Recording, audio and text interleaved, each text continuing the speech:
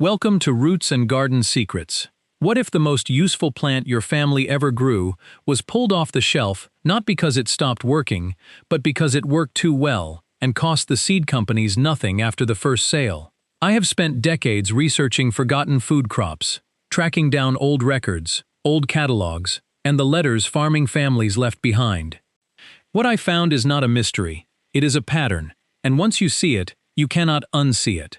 Right now, in a used seed vault in Colorado, there sits a root vegetable that colonial American families grew in every kitchen garden from Pennsylvania to the Carolinas.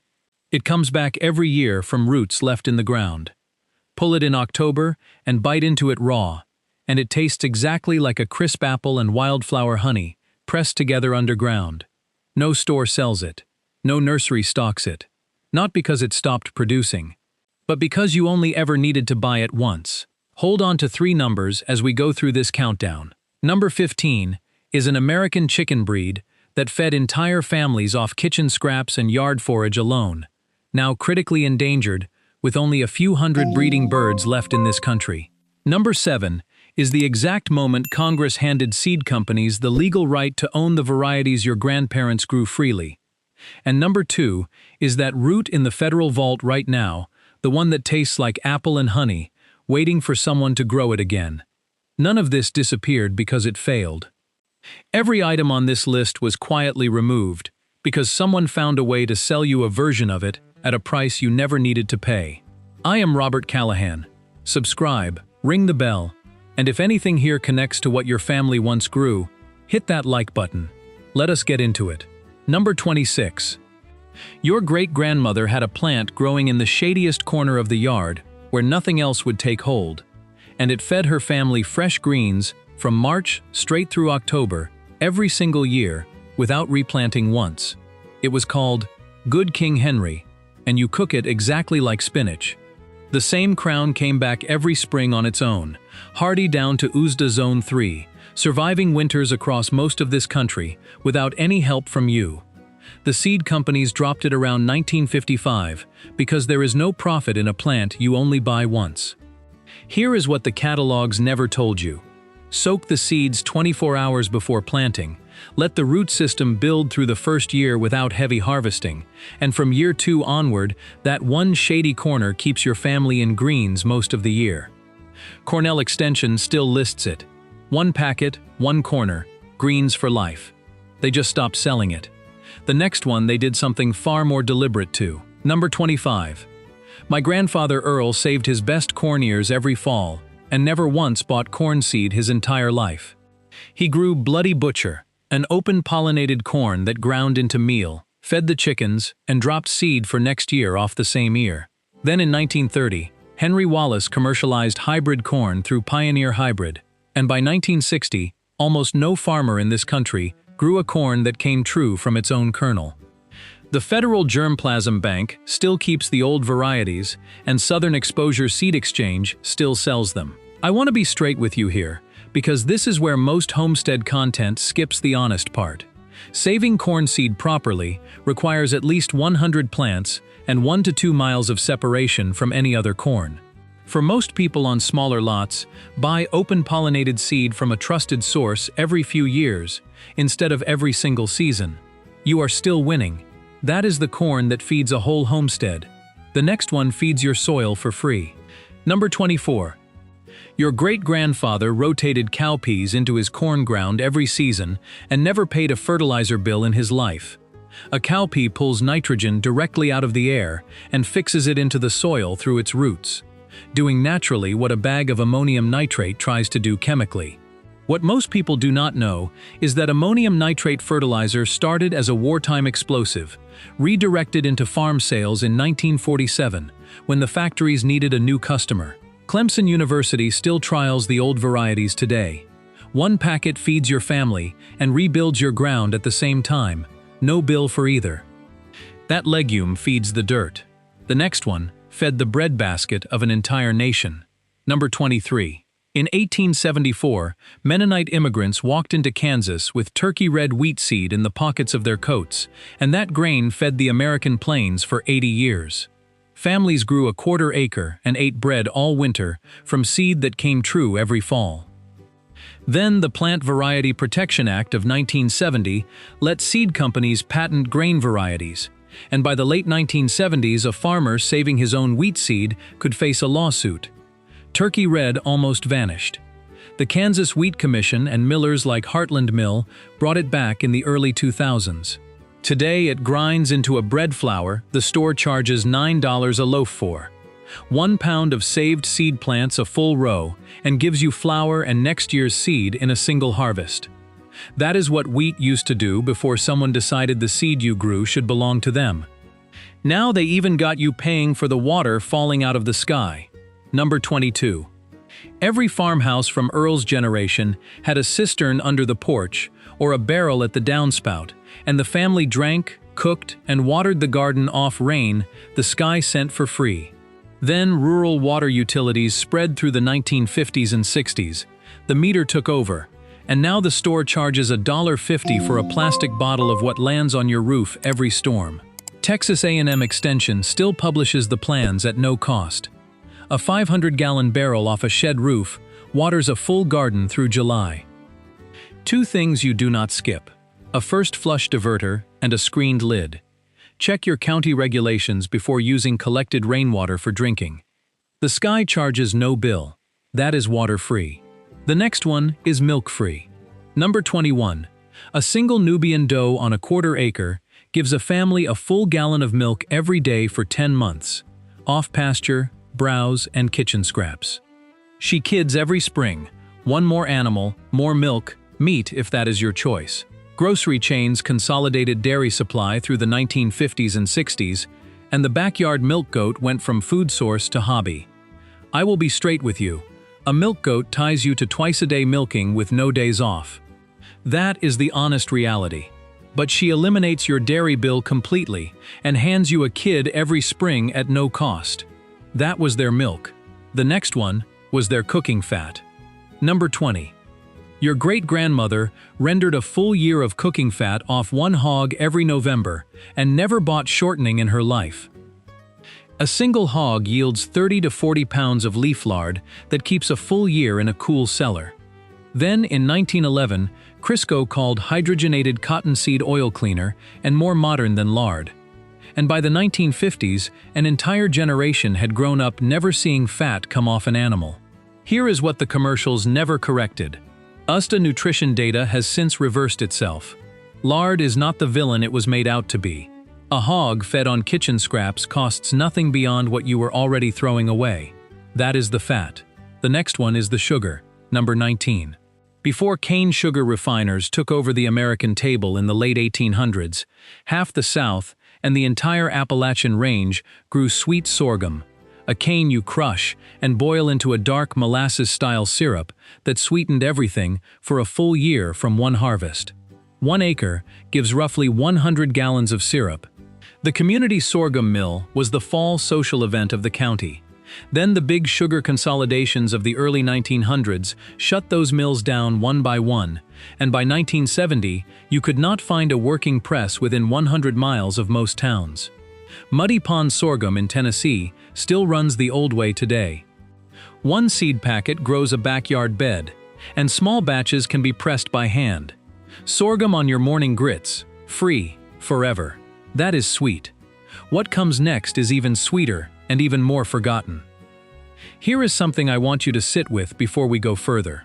Every single thing I have described so far, someone made sure it left the shelf so you would walk into their store instead. The sorghum mill, the open-pollinated corn, the rain barrel, the milk goat, the lard, the perennial greens. All of it quietly removed 1 decade at a time, replaced by a product with a price tag and a checkout line. And we are only 1/3 of the way through this list. Number 18. The muscadine grape grew wild across the American South, long before a single European vine ever crossed the ocean. And every farm from Florida to Delaware, from Texas to Oklahoma, ran an arbor of them along the fence line. Grapes for eating, for jelly, for wine, and vines that lived a century without a single spray or nursery visit.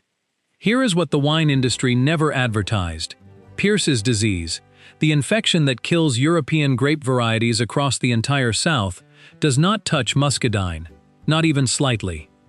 The industry standardized on European varieties anyway, and quietly pulled muscadine from the catalogs. The University of Georgia never stopped studying it.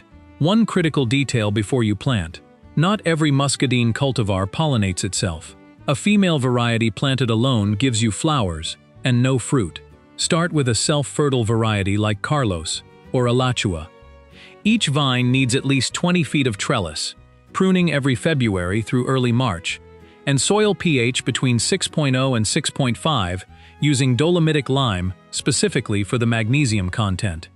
From late July through October, nearly 3 months of harvest, one vine gives you 40 pounds of fruit a year with no spray and no bill after establishment. One vine, one arbor, free fruit for generations. Number 17. Your great-grandmother grew salsify in the kitchen garden, and when she fried those long white roots in butter, they tasted like a mild sweet oyster, even living 100 miles from any coast. Around 1954, the federal government dropped salsify from its commercial vegetable listings. The grocery chains would not carry it, and it never came back to the seed racks. Baker Creek still carries it today. The honest growing note: wild parsnip in roadside ditches looks similar, but carries a sap that blisters skin on contact with sunlight. Grow salsify only in a controlled bed. Work the soil deep and loose for long, straight roots, and lay a row cover through winter to harvest continuously while pulling young greens off the top. That is the root that tastes like the coast without the price tag. Number 16. Indigenous farmers grew Jerusalem artichokes across the eastern woodlands for centuries, and those same tubers fed families through the worst years of the Great Depression. Then in 1971, the Secretary of Agriculture told farmers to plant fence row to fence row in corn and soybeans, and the perennial tuber got reclassified from food crop to weed. Cornell's Small Farms program still trials them today. A bed of just 25 square feet produces more than 100 pounds of tubers in a single season. Plant 4 to 5 inches deep, 16 inches apart. Do not harvest until at least 2 weeks after your first hard frost, because cold soil converts the starches and makes them noticeably sweeter. Leave any tuber smaller than a robin's egg in the ground, and it shoots up next year's crop without replanting. Cut the flowers before they seed, so energy goes into the roots. These plants reach 10 feet tall, so place them on the north side of your garden. The store sells them for $7 a pound. Grow a bed instead. Number 15. Here we are. This is the one I told you about at the very start. The Java hen and the Buckeye were dual-purpose American breeds, developed in the 1800s, built to forage their own feed off a yard, lay up to 200 eggs a year, and dress out for the Sunday table. Then in 1948, the Chicken of Tomorrow contest selected the Cornish cross for growing twice as fast on commercial feed, and the heritage flock got walked to the back of the barn. The Livestock Conservancy in Pittsboro, North Carolina, lists the Java as critically endangered, with only a few hundred breeding birds left in the entire country. A Buckeye hen on kitchen scraps and yard insects lays reliably through the year at almost no cost after the initial chicks. Set 8 hens, close the coop at dusk every night without exception, and you will never buy a carton of eggs again. That is the bird that feeds herself. Knowing which bird to keep is only half of it. Number 14.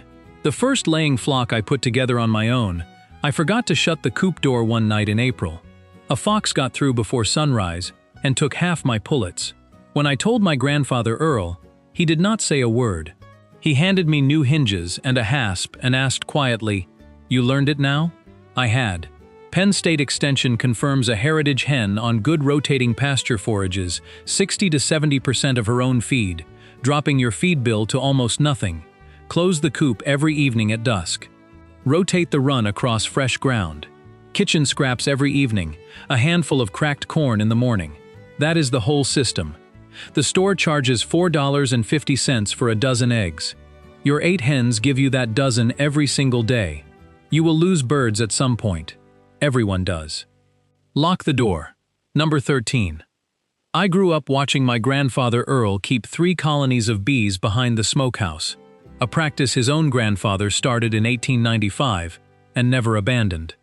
Then the grocery chains stocked cheap imported honey in the 1930s, and by the 1970s, almost nobody kept a home hive. A top-bar hive built from scrap lumber gives a family 50 pounds of honey a year and pollinates every fruit tree and vegetable in the yard. Before you set your first hive, check your county regulations on hive registration. The bees feed themselves. You just maintain the box.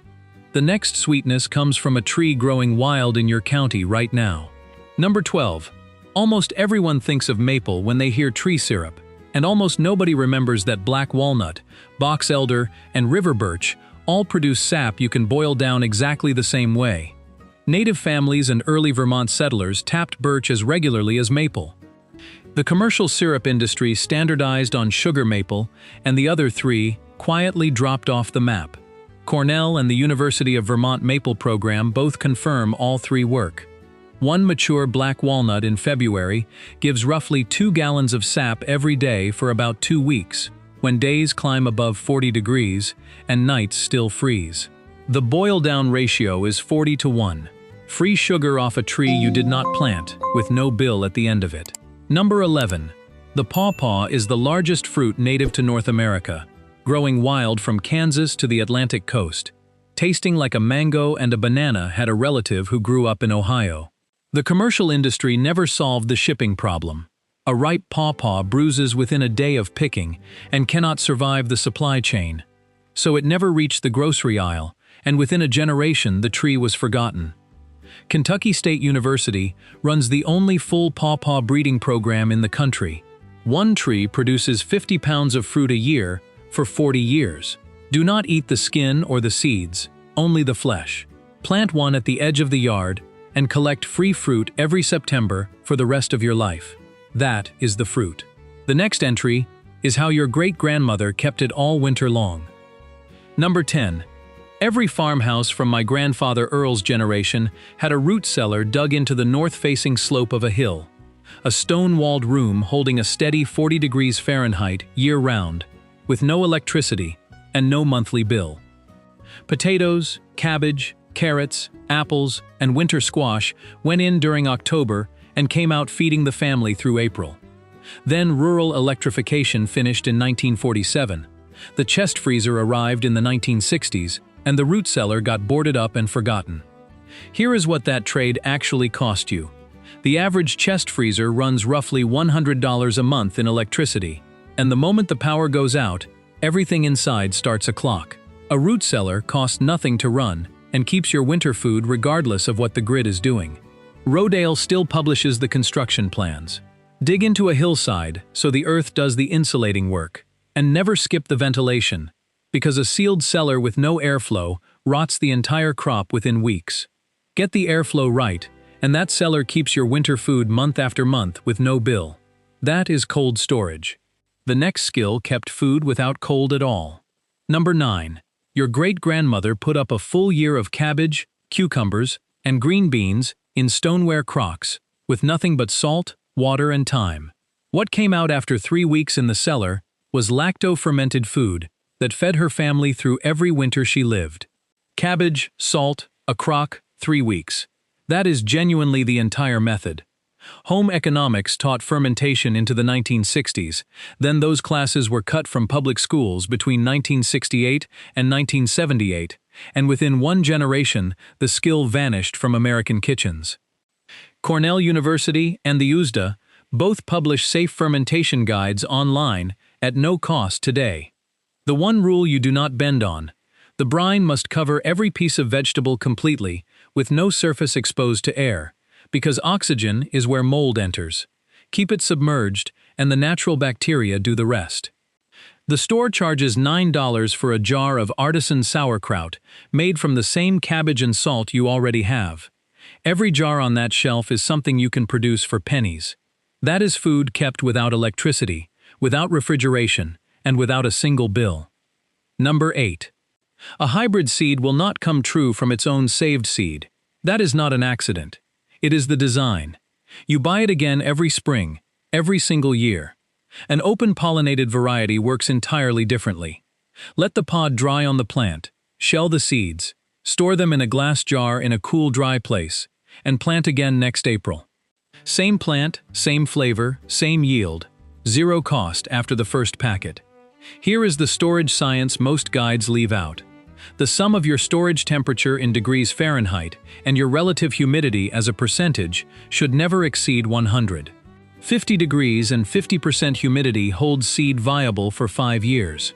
A garage at 90 degrees with 90% humidity kills your seeds in under 3 months. The easiest crop to start with is the common bean, needing only 10 plants and 20 feet of separation to stay genetically clean. Seed Savers Exchange in Iowa has kept hundreds of open-pollinated varieties alive for decades. My grandfather Earl never bought a bean seed twice in his life. That is the seed that saves itself. The next one is the seed they tried to make illegal to save. Number 7. In 1970, the Plant Variety Protection Act gave seed companies the legal right to patent plant varieties. By the late 1970s, a farmer saving seed from certain protected varieties could face a lawsuit. The heritage bean varieties slipped through because they belonged to families, not corporations. Cherokee Trail of Tears, Rattlesnake, Wild Goose. These names carry centuries of American growing history that no patent has ever touched because the knowledge passed hand to hand long before any law tried to own it. A 50-foot row of any heritage bean produces roughly 30 pounds of dry beans, enough to carry a family through the entire winter. The seeds at the end of that row go back into the jar and plant next year's crop.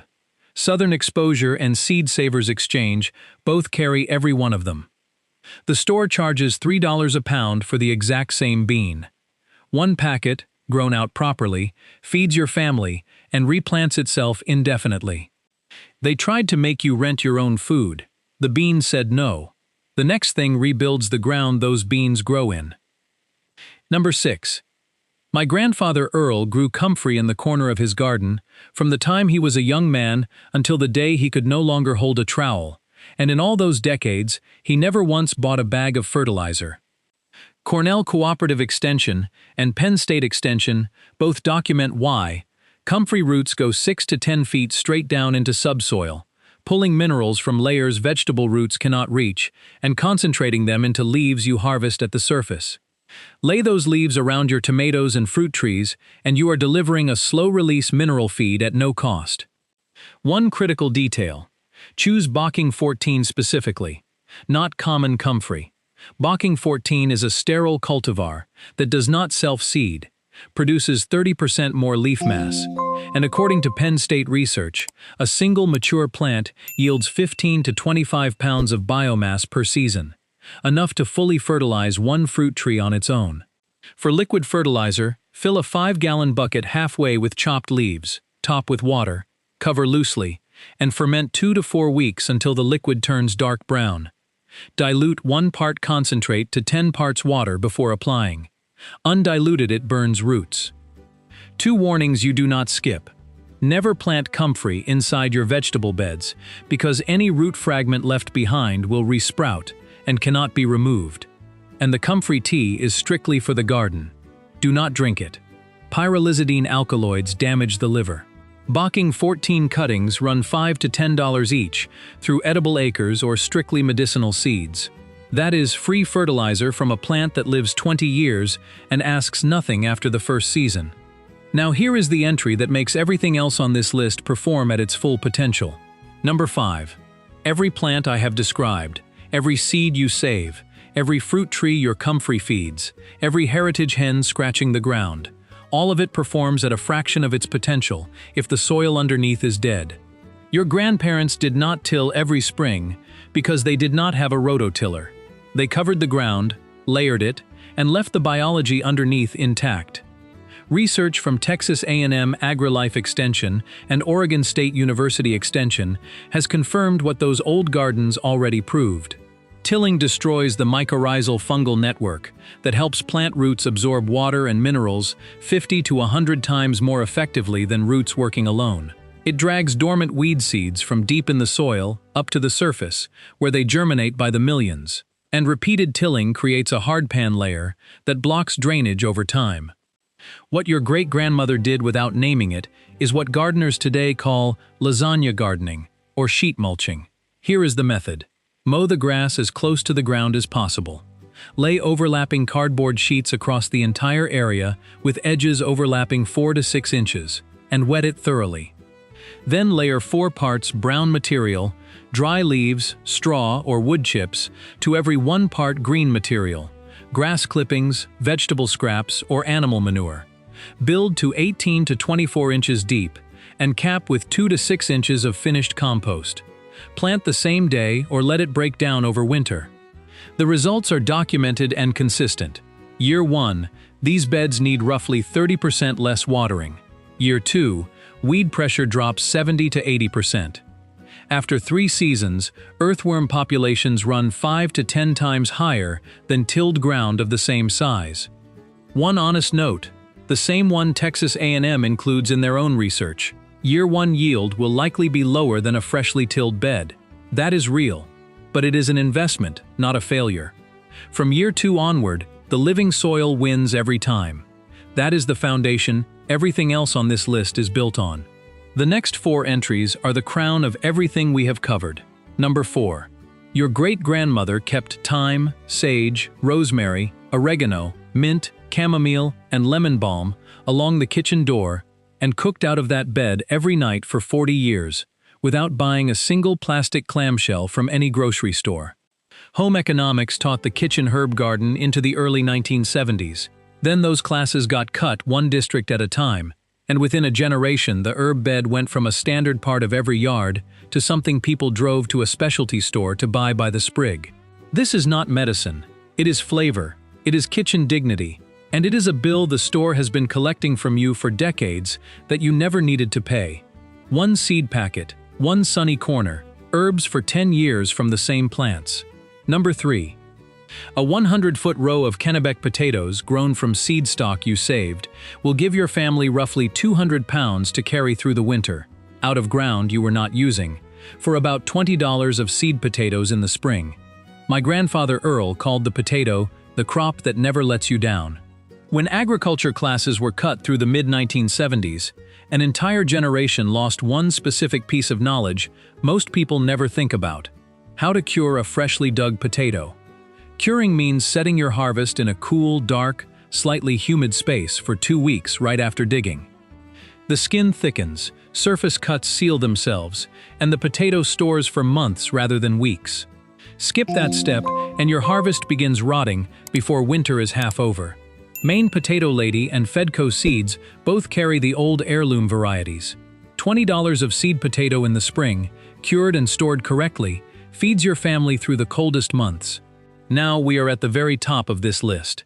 Everything from here to number 1 is what they quietly made you forget existed. Number 2 is the root I described at the very start. And number 1 is what happens when you stop treating these things as separate items on a list. Number 2. Skirret. Botanical name, Seum cisarum. Pennsylvania German settlers and farming families across the eastern states grew it in their kitchen gardens the same way you might grow carrots today.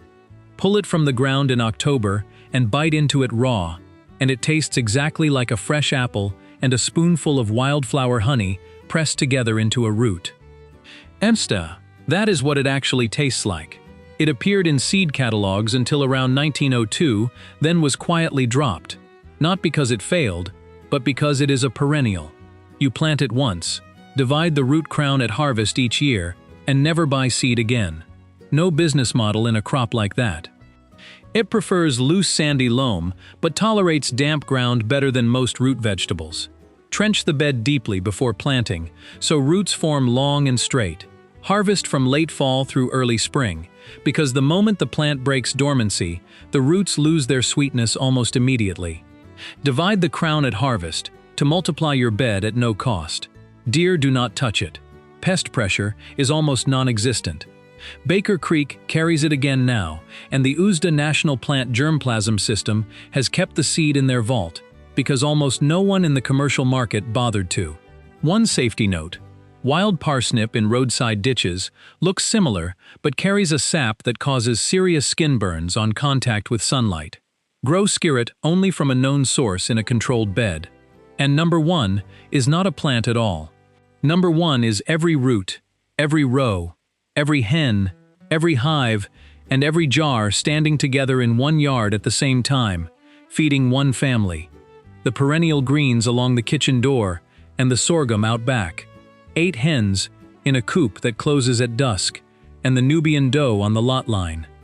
The comfrey crown pulling minerals up from 8 feet underground, and the bean row seeding itself into next year.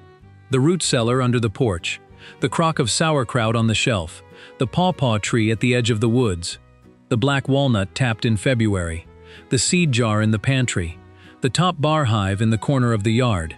The lasagna bed untilled for 3 years, with earthworm populations multiplied 10 times over, while everything around it gets poorer every season. That is not a hobby. That is not a lifestyle. That is what a self-sufficient American household looked like before someone figured out how to sell it back to you, one piece at a time. The knowledge never stopped working. It only stopped being passed down. I am not telling you a window box feeds a family. I am not selling fear. Pick one thing, just one. Plant a 50-foot row of Cherokee Trail of Tears beans and let the last seeds dry in the pod for next year. Or put 3 hens on kitchen scraps in a coop you close every night. Or plant 2 crowns of Bocking 14 comfrey alongside your tomatoes and watch your fertilizer bill go to 0. Or get a packet of skirret from Baker Creek. Put it in a deep loose bed this season and pull your first harvest in October. Bite into it raw. That sweetness your great-grandmother knew will be yours again. I lost half my first flock to a fox in April because I forgot to close the door. I learned it, closed it every night after that, and never bought a carton of eggs again that entire year. Tell me in the comments, did your grandparents grow skirret, salsify, or anything else on this list? What did your family keep that nobody keeps anymore? The entry with the most responses is the one I build the next video around. This knowledge is disappearing one generation at a time. You have it now. Use it.